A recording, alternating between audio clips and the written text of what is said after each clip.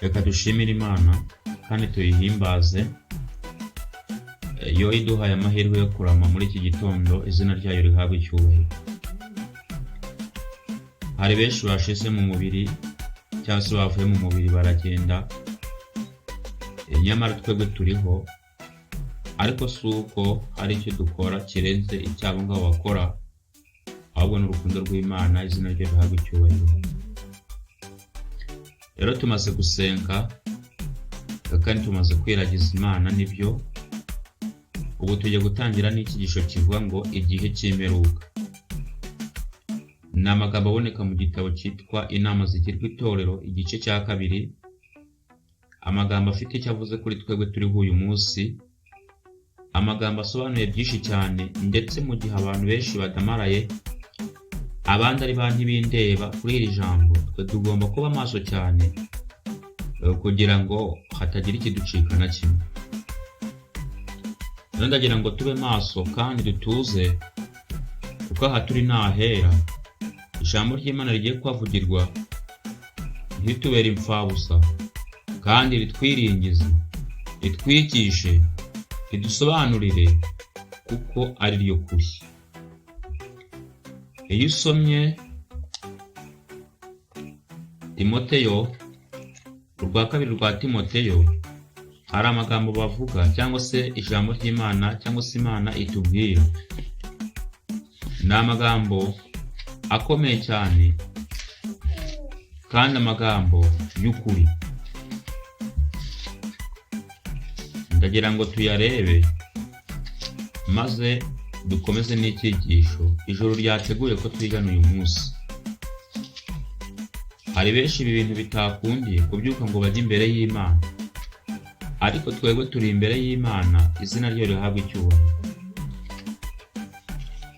Kandi si uko dufite imbaraga kubarusha, ahubwo ni urukundo rw'Imana.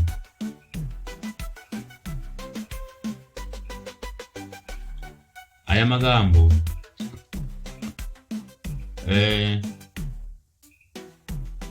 aravuga ngo ni urwandiko rwa 2 Pawulo yandikiye Timoteyo, igice cya 1. Aravuga ngo Pawulo wagizwe intumwa ya Kristo Yesu nk'uko Imana yabishatse, kandi nk'uko isezerano ry'ubugingo bubonerwa muri Kristo Yesu riri, ndakwandikiye Timoteyo, umwana wanjye nkunda. Ubuntu n'imbabazi n'amahoro bibe kuri wowe, biva ku Mana Data wa twese no kuri Kristo Yesu umwami wacu. Aya magambo Pawulo yabwiye Timoteyo niyo Imana irimo iratubwira natwe muri iki gitondo, kuko iri jambo yandikishije ni iry'ukuri kandi rirahebuje, rifite byinshi ritwigisha, nk'uko mu Baroma igice cya 3 umurongo wa 16 habivuga.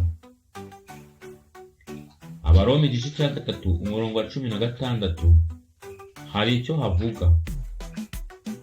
Havuga ngo iki? Reka turebe icyo havuga. Haranditswe ngo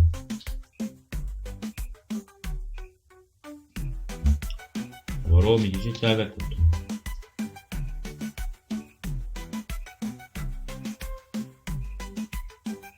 haranditswe ngo igice cya 3 ni umurongo wa 21, gukiranuka guheshwa no kwizera Yesu Kristo. Ariko noneho hariho gukiranuka kw'Imana kwahishuwe kudaheshwa n'amategeko, nubwo amategeko n'ibyahagunuwe ari byo biguhamya. Niko gukiranuka kw'Imana abizeye bose baheshwa no kwizera Yesu Kristo, ari nta tandukaniro. Hano amagambo aravuze ngo gukiranuka guheshwa no kwizera Yesu Kristo gusa.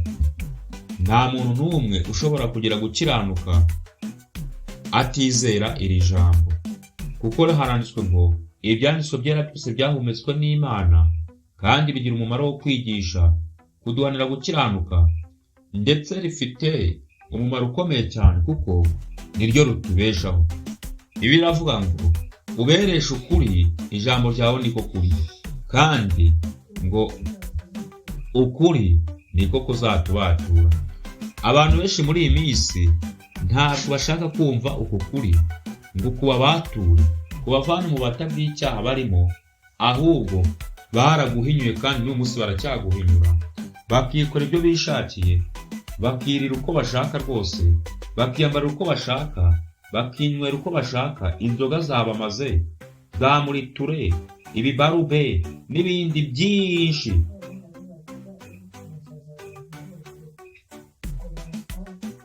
Noneho nizo za sante nazo zamaze abantu. Abantu bari kurya n'ibitaribwa, abantu bari kurya n'akataribwa koko, kubera yuko banze kumvira ijambo ry'Imana ngo bamenye ko imibiri yabo ari insengero z'Uwiteka, ariko banze gutuzamo Kristo, batuzamo Satani. Niyo mpamvu yiteguye kubarimbura igihe cyose badashaka kwihana ibyaha byabo. Rero tugiye gusoma amagambo ari muri Yesaya igice cya 59 umurongo wa 14. Yesaya igice cya 59 umurongo wa 14 haranditswe. Yesaya igice cya 59 umurongo wa 14 haranditswe. Yesaya igice cya 59 umurongo wa 14 niho tugiye gusoma twumve icyo Imana ivuga muri iki gitondo.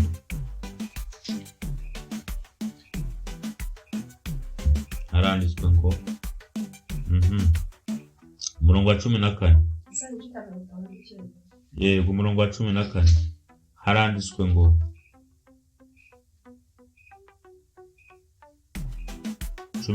haranditswe ngo imanza zitabera zisubizwa inyuma no gukiranuka kugahagarara kure, kuko ukuri kwaguye mu nzira kandi gutungana ntikubasha kwinjira. 15 ni ukuri koko, ukuri kurabuze, uretse ibibi aba umunyage. Ijambo ry'Imana rivuze ko nta kuri kukibaho, ndetse hano bavuze ko uretse ibibi aba umunyage.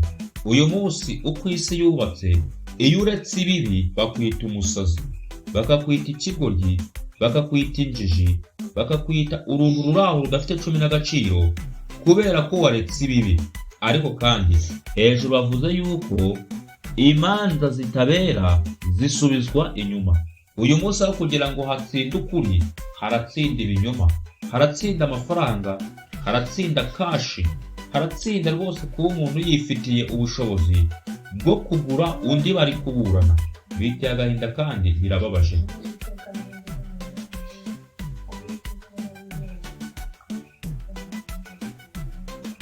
Rero Uwiteka arabonye ararakara, kuko nta manza zitabera zihari.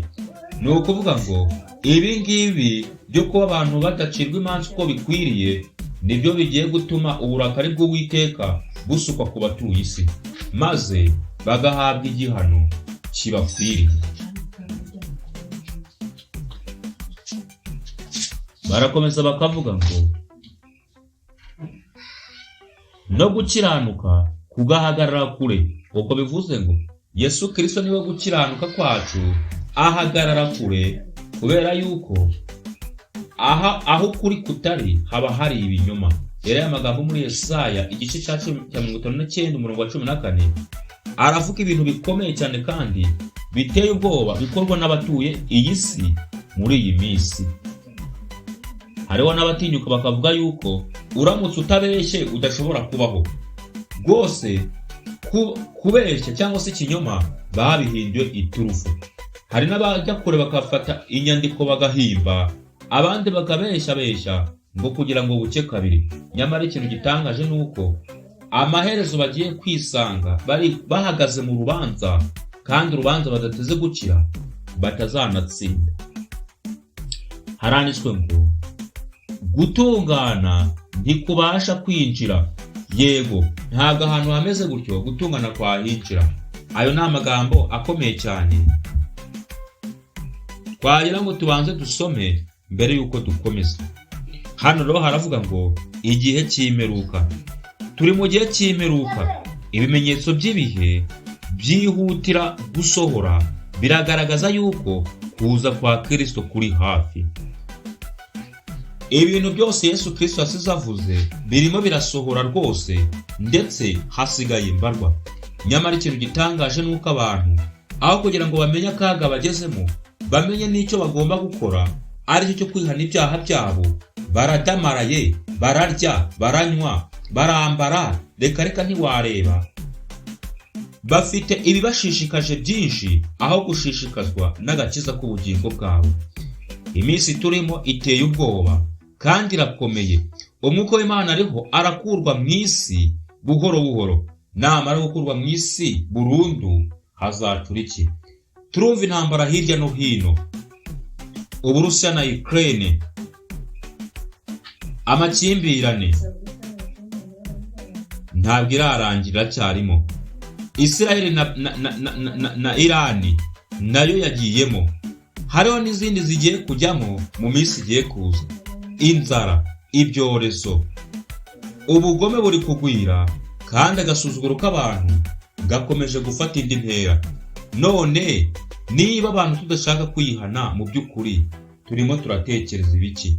Ko tugiye kurimbuka, kandi tukaba tugiye kurimbuka rwose nk'uko ijambo ry'Imana ribivuga. Ariko nta muntu n'umwe Imana ishaka ko arimbuka, ahubwo umuntu niwe ugiye kwihitiramo amahirwe ye, cyangwa se amahitamo ye niyo azatuma aramba cyangwa se arimbuke. Umwuka w'Imana ariho arakurwa mu isi buhoro buhoro. Ibyago n'imanza byamaze kugera ku basuzugura ubuntu bw'Imana.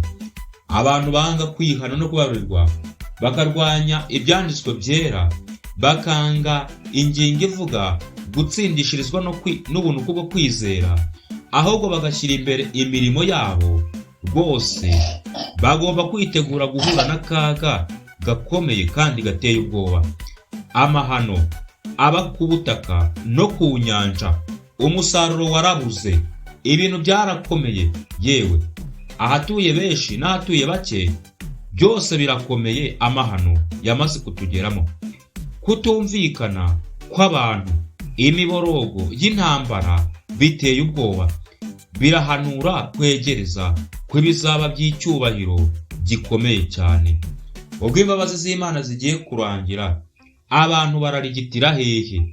Abantu babuze kurigitira muri Yesu Kristo hakiri kare, ahubwo barigitira mu by'isi. Mbese ubwo imbabazi zigiye kurangira, abantu barahungira he? Abantu barahungira he akaga kagiye gutera? Abantu barahungira he ibibazo bigiye kuba mu isi? Abantu barahungira hehe ibihe by'imperuka? Abantu barahungira he umujinya w'Imana ugiye gutera? Iyo usoma Ibyahishuwe igice cya 14, hari amagambo tugiye gusoma. Ibyahishuwe igice cya 14, hari amagambo tugiye gusoma. Kumve uko ibintu bigiye gukorwa. Igice cya 14 haranditswe ngo umurongo wa 8 niho duhera, cyangwa se duhere ku wa 7, ahavuga ngo umurongo wa 7 uravuga ngo, avuga ijwi rirenga ati, nimwubahe Imana muyihimbaze, kuko igihe cyo gucira abantu urubanza gisohoye. Muramye iyaremye ijuru n'isi n'inyanja n'amasoko. Uyu munsi aho kugira ngo abantu baramye Imana, ahubwo bararamya abantu kubera utuntu tw'uduhenda abana bagenda babaha. Hariho n'ababaririmba bakababwira ko batariho nabo batabaho. Abantu bahinduwe ibigirwamana, abayobozi b'ibihugu bahinduwe ibigirwamana, abayobozi b'amadini bahindurwa ibigirwamana, abantu bahinduwe ibigirwamana ku rwego ruteye ubwoba. Imana yiteguye gushyira iherezo kuri icyo kintu, kandi Imana yiteguye gukora ibikwiriye. Haranditswe ngo marayika wundi wa 2 akurikiraho ati, iraguye Babuloni, wa mudugudu ukomeye wateretse amahanga yose inzoga arizo ruba ry'ubusambanyi bwawo. No kuvuga ngo marayika wa mbere agaragaje yuko abantu bakwiriye kuramya Imana bakayihimbaza. Noneho rero iyo bamaze kuramya Imana bakayihimbaza, bakanamenya ko hari igihe cy'urubanza, ikintu bakora nuko bahita batangira kuva mu madini cyangwa se mu buyobe bw'amadini yabayobeje. Ubu ni ubutumwa bwa marayika wa kabiri buba bugezweho. Noneho ubutumwa bwa marayika wa gatatu bukavuga ngo marayika wundi wa gatatu akurikiraho avuga ijwi rirenga ati, umuntu naramya ya nyamaswa n'igishushanyo cyayo, agashyirwaho ikimenyetso cyayo mu ruhanga rwe cyangwa mu kiganza, uwo ni we uzanywa ku nzoga ariyo mujinya w'Imana yiteguwe idafunguwemo amazi mu gacuma k'umujinya wayo, kandi azababazwa n'umuriro n'amazuku imbere y'abamarayika bera n'imbere y'umwana w'intama. Ibi bigaragaza neza yuko marayika wa gatatu atubwira ko abantu bose bahitamo kutaramya Imana, ahubwo bakaramya ubushobozi bw'isi cyangwa se ubupapa cyangwa se inyamaswa ya kane. Aba ngaba bagomba kuzahura n'akaga aho bagiye kunywa ku mujinya w'Imana, kandi umujinya w'Imana ni ibyago 7 biboneka mu gice cya 16 cy'Ibyahishuwe. Ibi bintu abantu barabibwiwe ntibabyumva, barabibwiwe ntibabyemera, ariko amaherezo biraje. Agomba kwakira ikimenyetso cy'inyamaswa cyangwa se izina ryayo cyangwa umubare w'izina ryayo.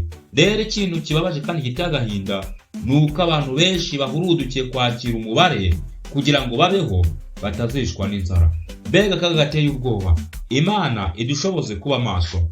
Hepfo baravuze ngo ibibi bifatanyirije hamwe imbaraga zabyo kandi birashikamye, biraterana imbaraga kugira ngo bizane amakuba aheruka akomeye cyane.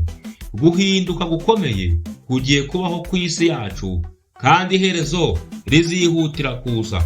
Uyu munsi za leta zarahagurutse kugira ngo ubu butumwa bw'igihe cy'imperuka butabwirizwa, ariko ikintu gitangaje nuko uwagize uruhare mu kubuza abantu kumva ukuri agiye kuzabiryozwa. Igihe abantu b'Imana yaremye bakunze bagiye kurimbuka, ari wabiteye, ari washyizeho amategeko apfuye y'ubugoryi yo kudatuma abantu biga ibyanditswe byera,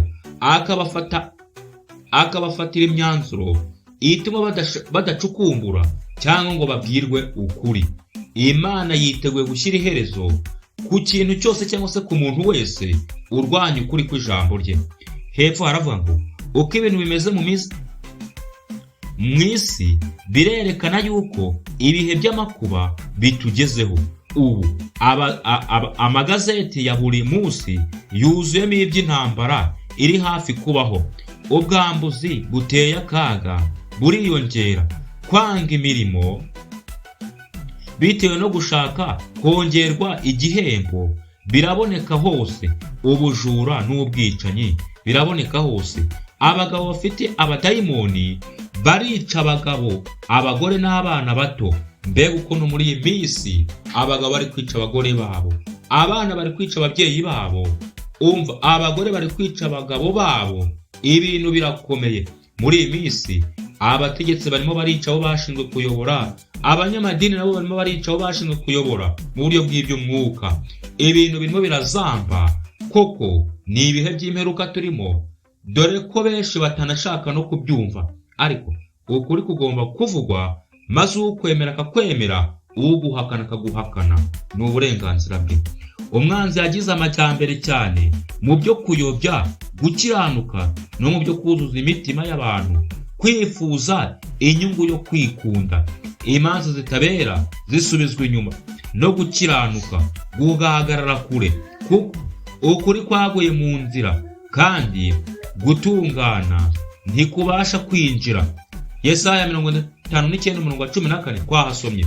Mu midugudu ikomeye hari abantu batagira ingano, bafite imibereho ya gikene n'iy'ubuhanya, bari hafi yo kubura ibyo kurya, badafite aho baba kandi badafite icyo bambara. Muri iyo midugudu hakabamo abafite ibirenze iby'umutima wabo wakwifuza, bafite imibereho myiza cyane yo kwinezeza,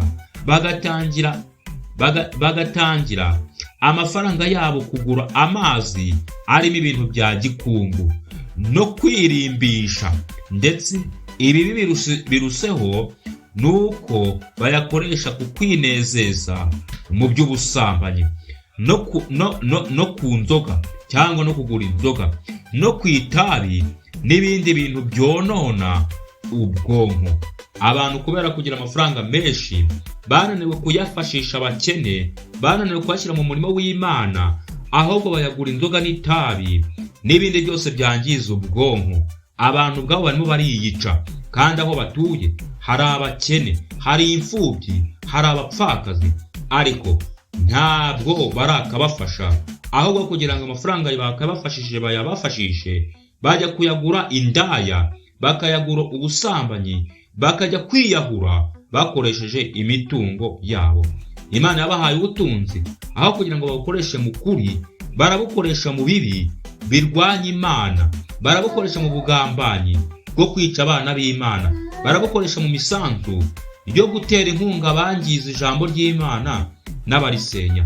Ibyo bintu byose bigiye kurangira, kandi Yesu Kristo agiye kugaruka uko byagenda kose, abantu babyemera batabyemera. Ntabwo gufata ngo uhagarike ijambo ry'Imana bizakora ko Yesu azaza.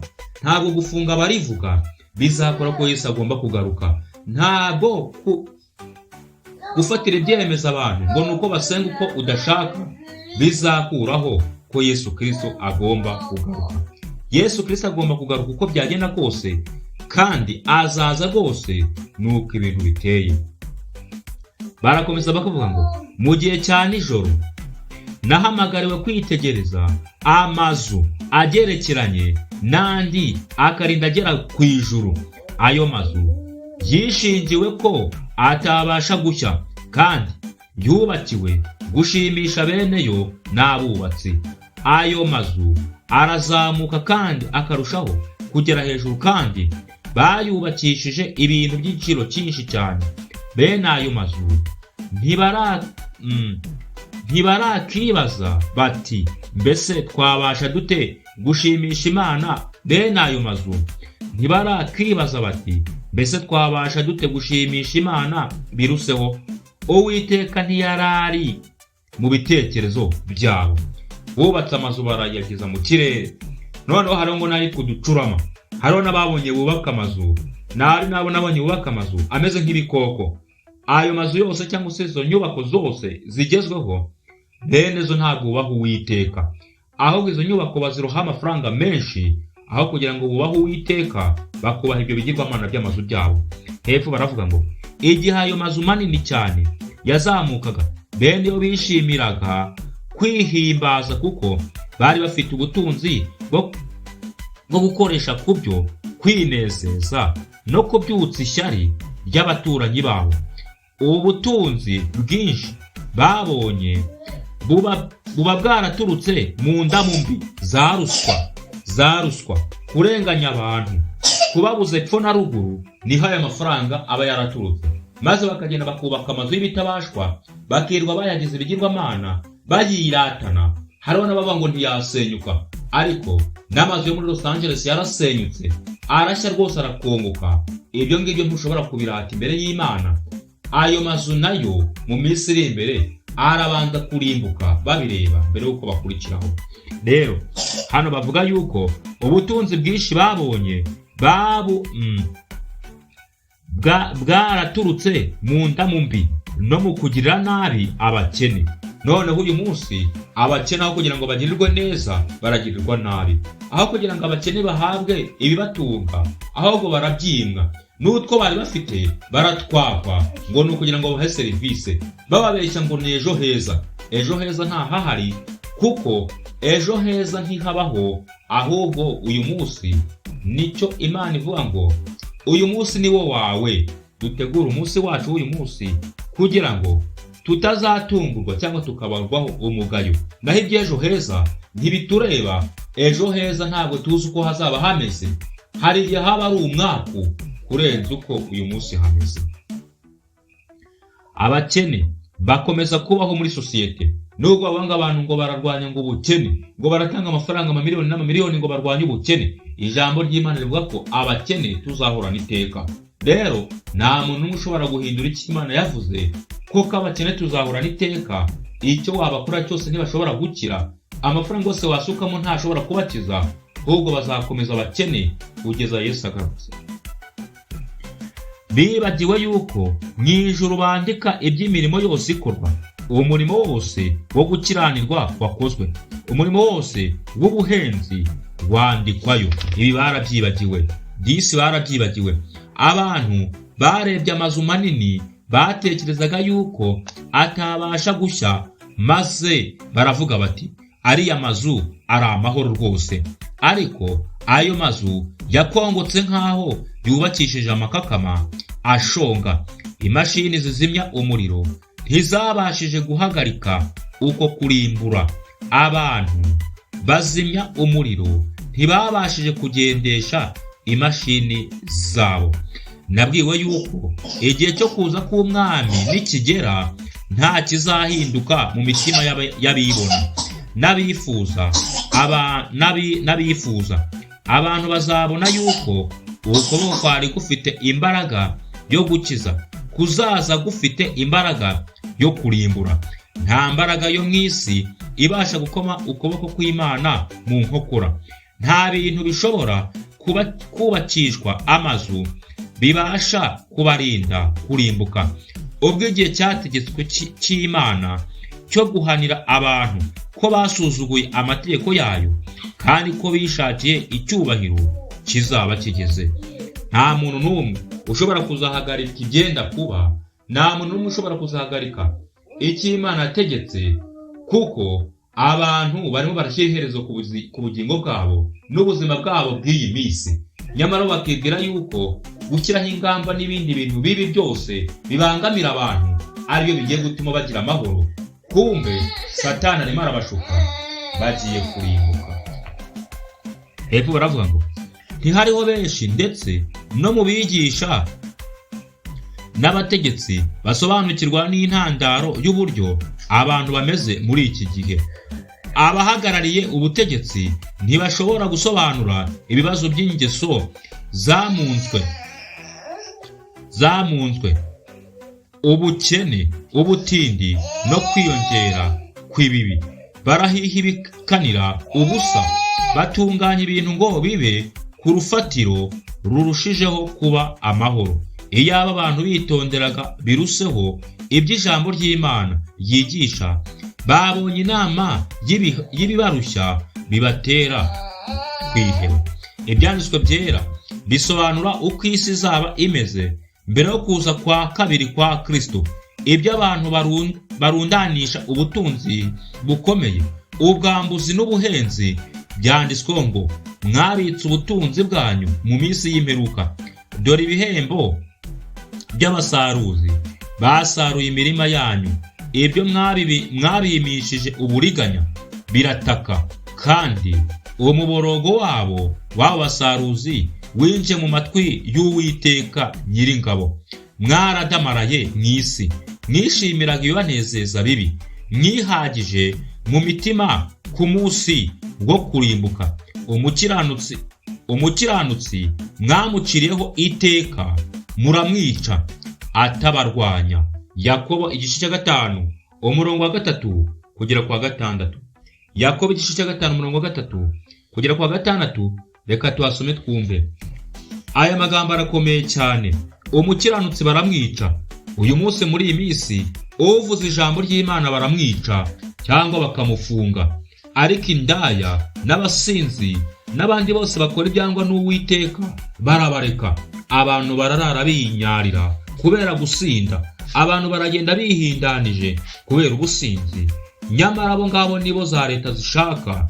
Naho uvuga ijambo ry'Imana baramufunga ngo nareke kuvuga uwo Yesu, ariko tuzamuvuga bona n'ubwo badushyira mu nzu z'imbohe. Ijuru rizadushoboza dukomeze tumwerereze. Yakobo igice cya 5 umurongo wa 3 kugera kwa 6 haranditswe ngo, reka dusome turebe Uwiteka icyo ashaka kutubwira cyangwa se icyo arimo aratubwira. Nge namwe turi kumva ibintu muri iki gitondo n'abazabyumva nyuma, Imana hari icyo irimo iratubwira. Hari amagambo ari muri Yakobo igice cya 5 umurongo wa 3 kugera kwa 6. havuga ngo iki? Reka mpasome. Haravuga ngo izahabu zanyu n'ifeza zanyu ziriwe n'ingese, ingese yazo nizaba umugabo wo kubahamya, izarya imibiri yanyu nk'umuriro. Mwabitse ubutunzi bwanyu mu minsi y'imperuka. Dore ibihembo by'abasaruzi basaruye imirima yanyu. Ibyo mwabimishije uburiganya birataka, kandi umuborogo wabo w'abasaruzi winjiye mu matwi y'Uwiteka Nyiringabo. Mwadamarariye mu isi, mwishimira ibanezeza bibi, mwihagije mu mitima ku munsi wo kurimbuka. Umukiranutsi mwamuciriyeho iteka, muramwica atabarwanya. Mbega uburyo aya magambo yarimo arasohora. Abana b'Imana ubwo bajyanwa gufungwa bagenda batuje, nta kibazo bafite, bagenda banezerewe. Mu gihe ababajyanye bagenda rwose bafite umujinya, buzuye ubugome bwinshi cyane, bakagenda bakabakubita bakabamerera nabi.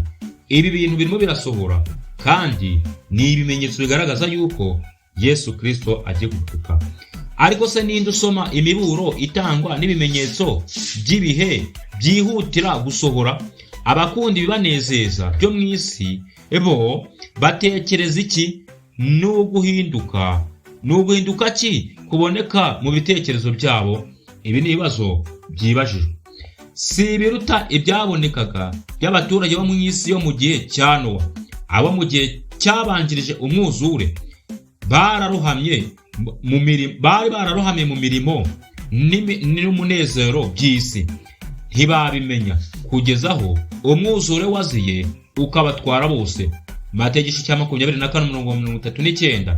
Bari barahawe imiburo ivuye mu ijuru, ariko banga kumva. No muri iki gihe isi yasuzuguye umuburo w'ijwi ry'Imana, irihutira kurimbuka kwiteka. Isi ihagaritswe umutima n'umwuka w'intambara. Ubuhanuzi bwo mu gice cya 11 cya Daniyeli buri hafi kuzura neza. Bidatinze amakuba yavuzwe n'umuhanuzi agiye gutera. Dore Uwiteka ahindura isi umwirare, arayiraza, arayubika, atatanya abaturage bayo, kuko bacumuye amategeko bagahindura ibyategetswe, bakica isezerano ridakuka. Nicyo gitumye umuvumo utsemba isi n'abayibamo bagatsindwa n'urubanza. Ibyishimo bitewe n'amashako birashize, urusaku rw'abanezerwa rurahoze, umunezero utewe n'inanga urashize. Yesaya 24:1-8. Tubonye ishyano, kuko umunsi w'Uwiteka ugeze hafi, uzaza ari uwo kurimbura kuvuye kwishobora byose. Yoweri 1:15. Nitegereje isi mbona idafite ishusho, kandi irimo ubusa, n'ijuru naryo nta mucyo rifite. Nitegereje imisozi miremire mbona itigita, ndetse n'iyindi yose nayo inyeganyega. Nitegereje mbona ahantu hari uburumbuke harabaye ubutayu, n'imidugudu yaho yose yarasenyukiye imbere y'Uwiteka kubw'uburakari bwe bukaze. Yeremiya 4:32-36. Imirima irimo irarumba, abantu aho kugira ngo bashake Uwiteka bagashaka ifumbire mvaruganda. Abana barimo baratsindwa mu mashuri kubera ubujiji ndetse n'ingaruka z'icyaha, n'ibyo ababyeyi babo bariye babatwite. Ibyo byose ntabwo umuntu abona ko intandaro ari icyaha, ahubwo arajya gushakira ibibi ku bindi. Uwo munsi urakomeye, nta wundi umeze nkawo. Ni igihe cy'umubabaro wa Yakobo, ariko azakirokokamo. Imana yacu ihabwa icyubahiro. Yeremiya 30:7 haranditswe ngo abari mu isi bose. Yeremiya 30:7 haranditswe ngo uwo munsi urakomeye, nta wundi umeze nkawo. Ni igihe cy'umubabaro wa Yakobo, ariko azakirokokamo. Abari mu isi bose siko bagiye mu ruhande rw'umwanzi ngo barwanye Imana, bose siko babaye ibigande. Amena. Nta bapfira gushira, nubwo benshi bari mu ruhande rw'Imana rw'umwanzi. hariho n'abari mu ruhande rw'Imana. Imana yaje guhabwa icyubahiro. Hari abakiranutsi bakeya babereye Imana abanyakuri, kuko Yohana yanditse ati, ngaba abakomeza amategeko y'Imana. Ibyesho 14:12. Bidatinze hazaba intambara hagati y'abakorera Imana n'abatayikorera. Iyo ntambara yaratangiye. Bidatinze ikintu cyose kibasha kunyeganyezwa kizanyeganyezwa, kugira ngo ibitabasha kunyeganyezwa bisigare. Uwiteka ahabwa icyubahiro. Reka nzisoreze kuri aya magambo avuga ngo, Satani ni umwigishwa wa Bibiliya w'umunyabwete, azi yuko umurimo unyuranye n'umurimo w'umwami muri iyi si.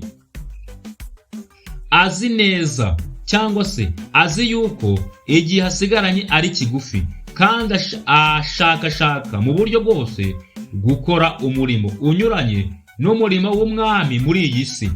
Ntibishoboka gutanga igitekerezo icyo ari cyo cyose kibizaba ku bwoko bw'Imana. Bazaba bakiri bazima ku isi, ubwo bwiza bwo mu ijuru n'amagambo y'uburyo barenganijwe kera azaba yasubiwemo bikavangwa. Bazagendagenda mu mucyo uva mu ntebe y'ubwami y'Imana. Hazahoraho umushyikirano hagati y'isi n'ijuru, babifashijwemo n'abamarayika. Kandi Satani uzaba agoswe n'abamarayika babi wiyitaga Imana azakora ibitangaza by'uburyo bwose kugira ngo ayobya intore yose. Niba bishoboka, ubwoko bw'Imana ntibuzabonera amahoro mu gukora ibitangaza, kuko Satani azigana ibitangaza bizakorwa. Ubwoko bw'Imana bwageragejwe bukanyuzwa mu ruganda, buzakura imbaraga mu kimenyetso kivuga mu kuva 31:12 kugera kwa 18. Bakwiriye guhagarara bashikamye ku ijambo ry'Imana ryitwa, handitswe ngo, uru ni rwo rufatiro gusa babasha guhagararaho amahoro. Abishe isezerano basezeranye n'Imana. Kuri uwo munsi bazaba badafite Imana kandi badafite ibyiringiro. Mbega ibintu biteye ubwoba! Uru ni rwo rufatiro gusa, ndavuga ijambo ry'Imana, babasha guhagararaho amahoro. Abantu barirwa baririmba amahoro kandi baranze ijambo ry'Imana. Niba barirwa baririmba amahoro baranze ijambo ry'Imana, ayo mahoro barayakura he? Barayavana hehe? Kari amahimbano. Abishe isezerano basezeranye n'Imana kuri uwo munsi bazaba badafite Imana kandi badafite ibyiringiro. Ni akaga gakomeye cyane. Abasenga Imana ikizabamenyekanisha cyane cyane ni itegeko rya 4, kuko ariyo kimenyetso cy'imbaraga y'Imana yo kurema n'igihamya umuntu uyubaha. Itegeko rya 4 ridutegeka kuruhuka isabato y'ukuri, ari wo munsi wa 7. Ariko iri tegeko rimwe rirasenywa mu mitima y'abantu, bashyirwamo kuruhuka umunsi wa mbere w'icyumweru, umunsi w'ikinyoma utarimo mu byanditswe byera. Abanyabibi bazamenyekanira ku kurimbura urwibutso rw'umuremyi no gushyira hejuru inyigisho z'i Roma.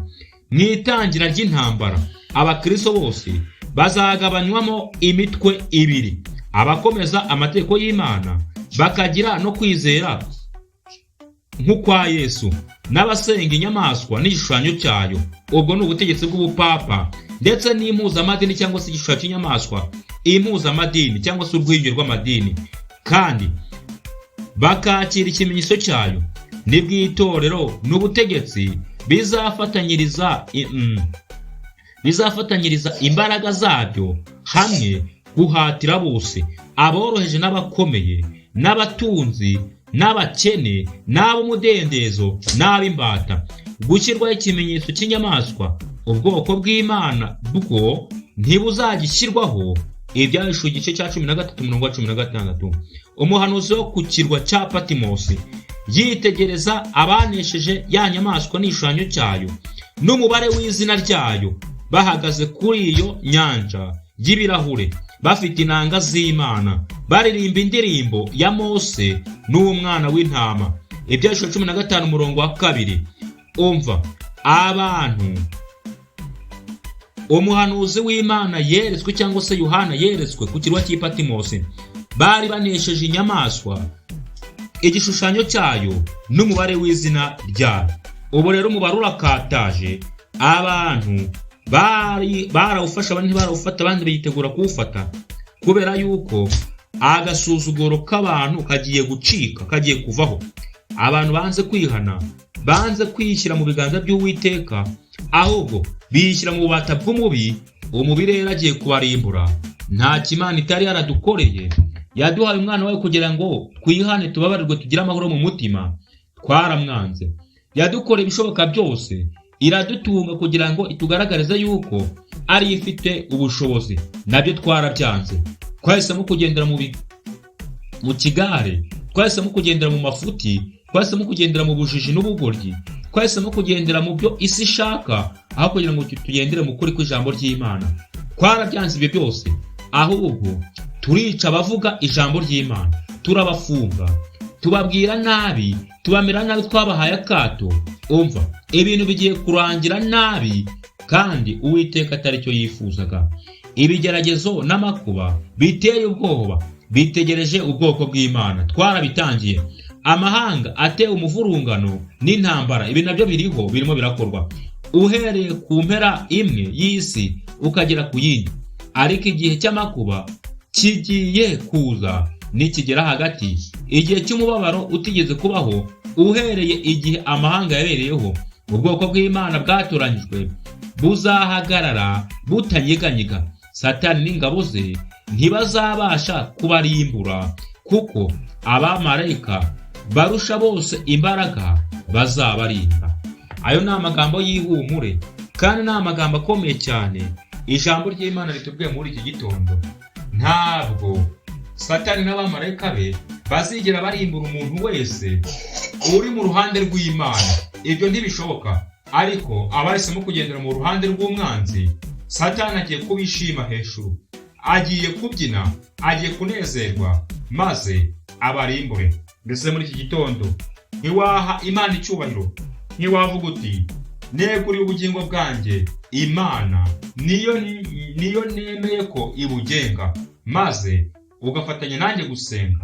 Reka dusenge Imana kandi tuyisabe kugira ngo ishoboze buri wese guhangana n'ibyenda kuba n'ibirimo biraba mu izina rya Yesu. Reka dusenge.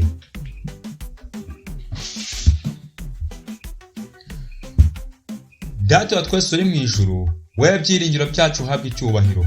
Tugushimiye ko wemeye ko uyu mutsima tuwurya muri iki gitondo uhabwa icyubahiro. Ni ifunguro rikomeye cyane rigiye kutwiriza umunsi wose. Umwuka wawe wera wasezeranye abane natwe, kandi abatuye isi ugenda umurikira buri umwe kugira ngo basobanukirwe n'akaga kabegereye. Abarwanya ubu butumwa nabo batsindwa mu izina rya Yesu Kristo, kandi imitima yabo nimara gutsindwa bihane nabo bababarire kuko warabapfiriye. Uri uwera, urakiranuka, uri Imana y'ukuri. Ngwino ukomeze ijambo ryawe muri twebwe kandi uduhe kurishyira mu bikorwa mu izina rya Yesu Kristo. Amin.